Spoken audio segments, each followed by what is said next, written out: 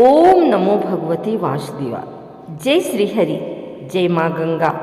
श्रद्धालुजनों, अब तक आपने माघ मास की महिमा, उसका पुण्य और व्रत स्नान का महत्व सुना। आज हम माघ मास महात्म्य के 17वें अध्याय में प्रवेश कर रहे हैं, जहाँ स्वयं धर्म, भक्ति और करुणा का अद्भुत रहस्य प्रकट होता है। एक समय की बात है, नैमिषारण्य के पवित्र वन में, जहाँ ऋषियों के मुख से वेदों की ध्वनि गूंजती थी, वहीं महर्षि सूत जी विराजमान थे। सभी ऋषियों ने विनम्र भाव से हाथ जोड़कर कहा, हे सूत जी, आपने माघ मास की अपार महिमा बताई। अब कृपा करके यह बताइए कि माघ मास में कौन सा आचरण मनुष्य को मोक्ष के द्वार तक पहुंचा देता है। कौन सा पुण्य ऐसा है जो जन्म जन्मांतर के पापों को भस्म कर देता है। ऋषियों की यह जिज्ञासा सुनकर महर्षि सूत जी के मुख पर करुण मुस्कान आई। उन्होंने गंभीर स्वर में कहा, हे ऋषियों, जो कथा अब मैं कहने जा रहा हूँ वह माघ मास महात्म्य का 17वां अध्याय है।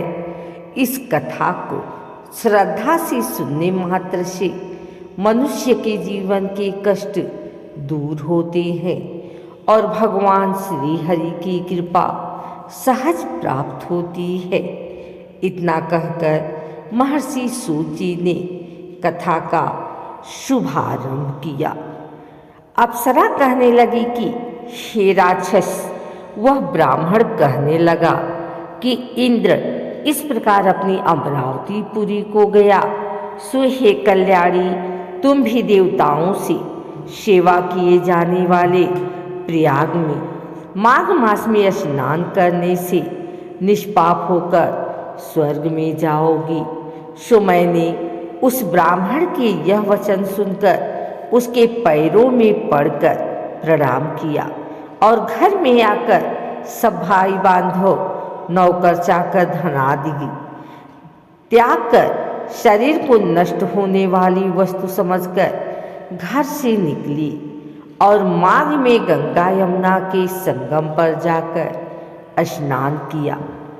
सो हे निशाचर, 3 दिन के स्नान से मेरे सब पाप नष्ट हो गए और 27 दिन के पुण्य से मैं देवता हो गई और पार्वती जी की सखी होकर सुख से निवास करती हूँ। इसलिए मैं प्रयाग के महात्म्य को याद करके सब देवताओं के सहित माघ में प्रयाग स्नान करती हूँ। सो मैंने अपना यह सब वृतांत तुझसे कहा। तुम भी इस योनि में पड़ने और कुरूप होने का सब कारण कहो। तुम्हारी दाढ़ी और मूछें बहुत बड़ी बड़ी हो गई हैं और पार्वती की गुफा में वास करते हो। निशाचर कहने लगा कि हे भद्रे, सज्जनों से गुप्त बात कहने में भी कोई हानि नहीं होती। मुझको अब कोई संशय नहीं रहा कि मेरा उद्धार तुमसे ही होगा। सो मैं अपना सब वृतांत तुमसे कहता हूँ। मैं काशी में वेदों का ज्ञाता था और बड़े बड़े उच्च कुल के ब्राह्मण के घर में जन्म लिया था। मैंने राजा, पापी, शूद्र तथा वैश्यों से अनेक प्रकार के दान लिए। मैंने दान लेने में चंडाल को भी नहीं छोड़ा। उस जन्म में मैंने कोई भी धर्म नहीं किया, वहीं पर ही मृत्यु को प्राप्त हो गया। तीर्थ स्थान पर मरने के कारण नरक में नहीं गया। पहले 2 बार गिद्ध योनि में, 3 बार व्याघ्र योनि में, 2 बार सर्प योनि में, 1 बार उल्लू की योनि में और अब 10वीं बार राक्षस हुआ हूँ और सैकड़ों वर्षों से इसी योनि में हूँ। इस स्थान को 3 योजन तक मैंने जंतुहीन कर दिया है। बिना अपराध के बहुत से प्राणियों को मैंने नष्ट किया। इस कारण मेरा मन अत्यंत दुखी है। तुम्हारे दर्शन से चित्त में कुछ शांति अवश्य आई है, क्योंकि सज्जनों का संग तुरंत ही सुखदायी होता है। मैंने अपने दुख के कारण आपसे कहे, और सज्जन लोग सदैव दूसरों के दुखों से दुखी होते हैं। अब यह बताओ कि इस दुख रूपी समुद्र को कैसे पार किया जा सकता है, क्योंकि क्षीर सागर हंस को ही दूध देता है, बगुले को नहीं देता।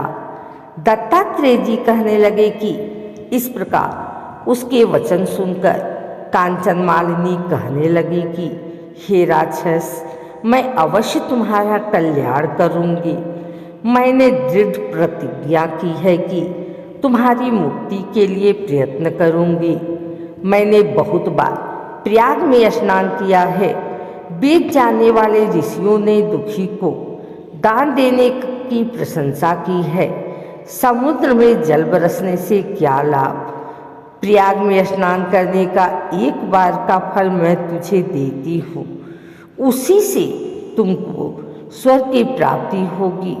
उसके फल का अनुभव मैं कर चुकी हूँ। तब उस अप्सरा ने अपने गीले वस्त्र का जल निचोड़कर जल को हाथ में लेकर माघ स्नान के फल को उस राक्षस को अर्पण किया। उसी समय पुण्य प्राप्त वह राक्षसी शरीर को छोड़कर तेजमय सूर्य के सदृश देवता रूप हो गया। आकाश में विमान पर चढ़कर अपनी कांति से चारों दिशाओं को प्रकाशित करता हुआ शोभायमान हुआ और कहने लगा कि अब भी कृपया कर कुछ शिक्षा दो, जिससे मैं कभी पाप न करूं। अब मैं तुम्हारी आज्ञा पाकर स्वर्ग में जाऊंगा। तब कांचन मालिनी ने कहा कि सदैव धर्म की सेवा करो, काम रूपी शत्रु को जीतो, दूसरों के गुण तथा दोषों का वर्णन मत करो, शिव और वासुदेव का पूजन करो, इस देह का मोह मत करो, पत्नी पुत्र धन आदि की ममता त्यागो, सत्य बोलो, वैराग्य भाव धारण कर योगी बनो। मैंने तुमसे यह धर्म के लक्षण कहे। अब तुम देवता रूप होकर शीघ्र ही स्वर्ग को जाओ। दत्तात्रेय जी कहने लगे कि इस प्रकार गंधर्वों से शोभित वह राक्षस कांचन मालिनी को नमस्कार करके स्वर्ग को गया और देव कन्याओं ने वहां आकर कांचन मालिनी पर पुष्पों की वर्षा की और प्रेम पूर्वक कहा कि हे भद्रे, तुमने इस राक्षस का उद्धार किया। इस दुष्ट के डर से कोई भी इस वन में प्रवेश नहीं करता था। अब हम निडर होकर विचरेंगे। इस प्रकार कांचन मालिनी उस राक्षस का उद्धार करके प्रेम पूर्वक देव कन्याओं से क्रीड़ा करते हुए शिवलोक गई।